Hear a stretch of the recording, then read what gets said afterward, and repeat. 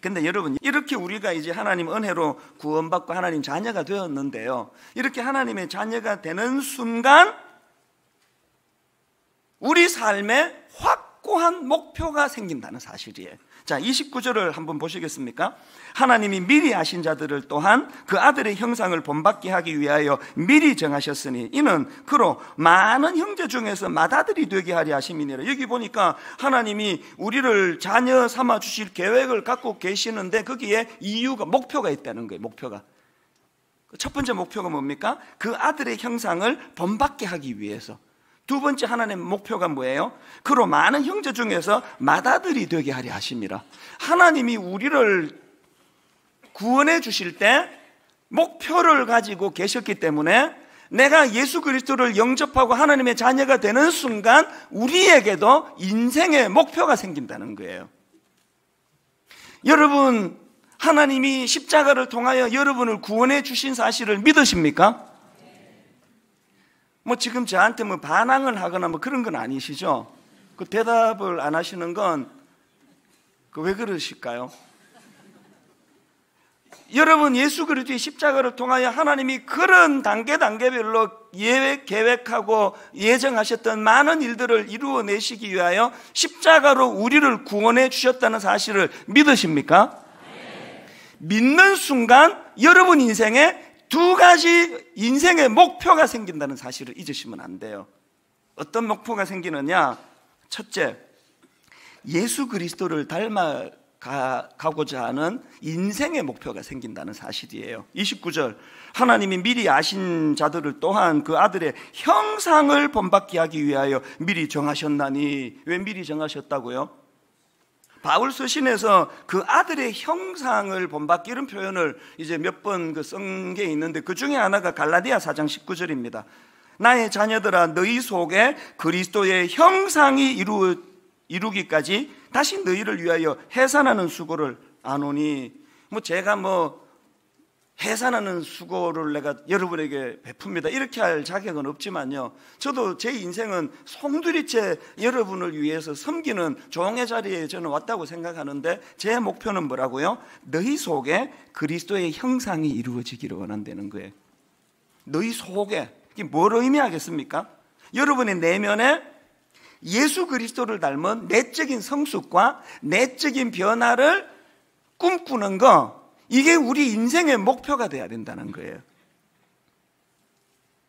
골로새서 3장 7절부터 한번 보십시오. 너희도 전에 그 가운데 살 때에는 그 가운데서 행하였으나 이제는 너희가 이 모든 것을 벗어버리라. 곧 분함과 노여움과 악의와 비방과 너희 입에 부끄러운 말이라. 너희가 서로 거짓말을 하지 말라. 옛사람과 옛 그 행위를 벗어버리고, 그 다음 중요한 게 10절이 왜 그래야만 되느냐? 새 사람을 입었으니 이는 자기를 창조하신 이의 형상을 따라 지식에까지 새롭게 하심을 입은 자니라. 이 포인트를 알겠습니까? 저게 우리 인생의 목표가 되었다. 목표가. 다시 한번 읽어드릴까요? 너희도 전에 그 가운데 살 때에는 그 가운데서 행하였으나 이제는 너희가 이 모든 것을 벗어버리라. 곧 분함과 노여움과 악의와 비방과 너희 입에 부끄러운 말이라. 너희가 서로 거짓말을 하지 말라. 옛사람과 그 행위를 벗어버리라. 제가 이 구절을 묵상하면서 가슴이 아픈 게 뭔지 아십니까? 오늘 대한민국 교회들마다 종합 세트로 나오는 게 이거 아닙니까? 분함과 노여움과 악의와 비방과 입에 부끄러운 말과 거짓말. 오늘 교회 안에 여러분 수군거리는 거, 카톡으로 그냥 근거도 없는 가짜 뉴스를 퍼나르는 사람들, 마음의 울분을 정제시키지도 않고 그냥 막 쏟아내는 사람들, 오늘 교회 안에, 오늘 예수 믿는 가정 안에 여기서 이미 벗어버리라고 하신 이 말씀들이 여전히 이렇게 그냥 횡행하고 있다는 건 뭘 의미합니까? 예수 믿고도 우리 인생의 목표를 잃어버렸다는 거예요.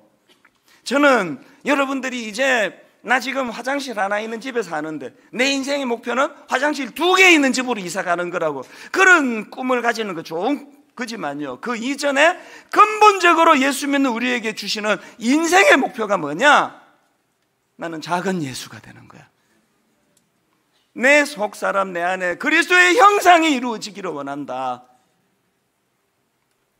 뭐 제자훈련 하는데 분당 우리 교회가 추구하는 제자훈련의 궁극적인 목표가 뭡니까? 작은 예수 되는 거예요.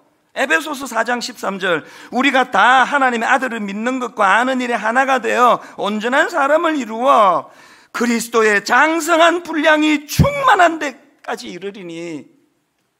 집사님은 제자훈련 받으셨어요? 아직도 안 받으셨어요? 그러면은 이렇게 대답하세요. 집사님은 제자훈련을 받았는데 아직 왜 그러세요?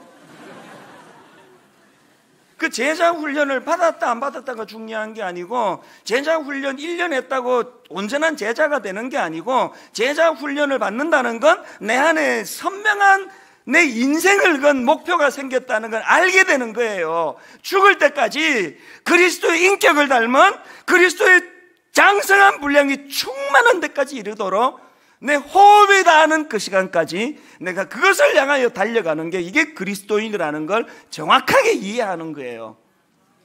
그것도 어떤 내 도덕성을 의지하는 게 아니라 날 구원해 주신, 차질 없이 구원해 주신 삼위 하나님의 은혜를 힘입어서. 그래서 교회에서요, 뭐라고 설치고 다녀도 인격이 안 된 사람은 그거는 글쎄 뭐라고 말해야 되나요? 인격이 안 된 그건 옳은 크리스찬이 아니에요. 왜 교회에서 그 아름다운 천사의 말, 교회에서 막 소리 지르면서 말하는 사람들 내용을 내가 녹음해서 타이프 쳐서 보면 그 주옥 같은 말일 거예요. 왜 그 아름다운 하나님의 말씀을 왜 그 사탄의 그릇에 담아가지고 혈기 부리고 막 목에 핏대 세우고 막 이러면서 얘기를 하느냐고. 왜 그걸, 왜 그 천사의 말을 왜 사단의 그릇에 담아가지고 분냉과 혈기로 하느냐고요. 교회 안에서 목사, 가장 그리스도의 형상을 닮으려고 애쓰는 사람, 그런 사람이 된 사람이 아니에요. 그럼 저는 내일 장례식 치러 죽고 없어요. 저는 죽을 때까지 그리스도를 닮아가기 위하여 난 작은 예수가 되는 게 목표야. 5만 명 만드는 게 목표가 아니고 작은 예수가 되는 게 목표야. 여러분, 우리 자녀들 앞에 내 비록 이것들한테 그냥 큰 유산은 못 남겨줘도 그래도 이것들이 우리를 추억할 때 우리 엄마 아빠는 작은 예수가 되려고 애쓰던 크리스찬이었노라고. 그게 우리 자녀들을 향한 우리 인생의 목표가 되기를 바랍니다. 그런가 하면은 두 번째로 목표 하나 더 있습니다. 예수 그리스도를 높여드리는 인생, 이 목표가 우리에게 있다는 거예요. 29절, 하나님이 미리 하신 자들을 또한 그 아들의 형상을 본받게 하기 위하여 미리 정하셨으니 이는 그로 많은 형제 중에서 맏아들이 되게 하려 하심이니라.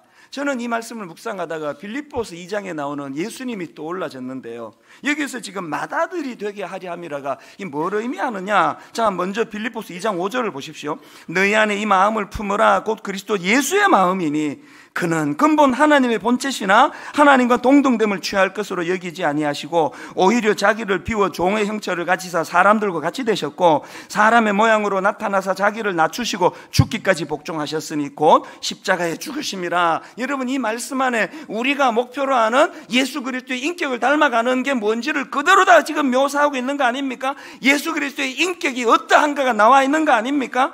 여러분, 스스로를 높이지 않고 과시하지 않고 있는 채 하지 않고 있다고 휘두르지 않고 철저하게 낮아지고 철저하게 희생하면서 십자가의 자리까지 가시는 그 예수 그리스도의 그 형체, 그분이 보여주신 그 모습이 피력이 되는데, 이런 예수 그리스도에 대하여 9절에서 우리 성부 하나님 이름으로 하나님이 그를 지극히 높여 모든 이름 위에 뛰어난 이름을 주사. 우리가 하나님의 자녀가 됐으면은 성부 하나님이 보여주셨던 예수 그리스도를 지극히 높여가 내 목표가 되는 거예요.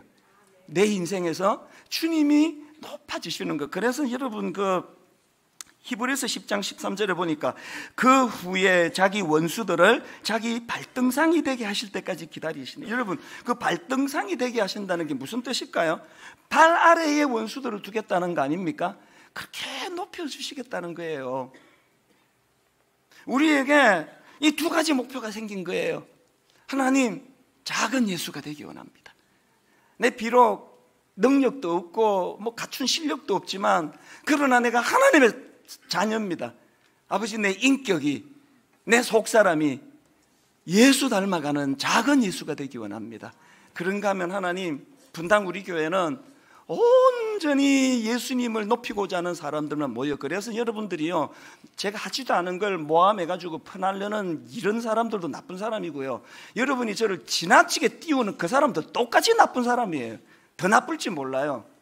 없는 말 만들어서 퍼뜨리면 그냥 내 인격만 좀 상하고 끝나지만, 여러분이 저를 지나치게 높이면 저를, 여러분들이요, 하나님을 대적하는 저로 만드는 짓이에요. 교회는 누구도 높임을 받을 사람은 없고 예수, 그분 한 분, 그분이 가장 높임을 받는, 내 인생의 목표는 예수 그리스도를 닮는 거, 예수 그리스도를 높여드리는 거, 그분이 존귀 여김을 받는 거. 한국 교회에서, 한국 사회에서 예수님의 이름이 이렇게 조롱을 당하는 이것, 견딜 수 없는 아픔을 아무도 안 느낀다면 그게 우리의 실력인 거예요. 가장 고통해야 되는 거, 우리로 말미암아 주님의 이름이 조롱을 당하는 거 내가 견딜 수 없겠습니다. 오늘 이 설교를 녹여놓은 것 같은 찬양을 제가 하나 발견했는데요, 모든 이름 위에 뛰어난 이름, 예수는 주, 예수는 주, 모두 무릎 꿇고 경배를 드리세요. 우리 찬양 같이 부르실 때 내 마음에서 내게 발견한 이 두 가지 인생의 목표, 아버지, 오늘 제가 온전히 그분을 높여드리고 찬양하겠습니다. 이 마음을 가지고 우리 이렇게 노래하기 원합니다. 모든 이름 위에 뛰어난 이름,